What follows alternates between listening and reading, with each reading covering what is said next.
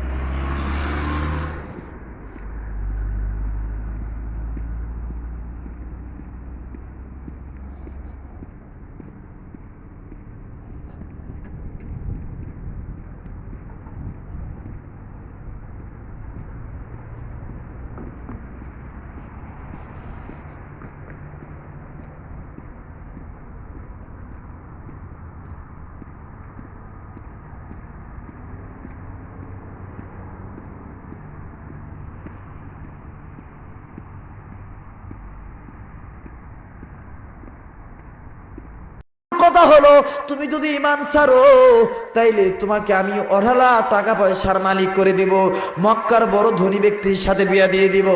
2 নম্বর, তুমি যদি ঈমান ছেড়ে দাও তোমার বাড়ি গাড়ি আমি সুন্দর করে দেব। সুমাইয়া বললেন, আবু জাহেল 2 নম্বর কথাটা তোমার কি? আবার ভালো করে বলো।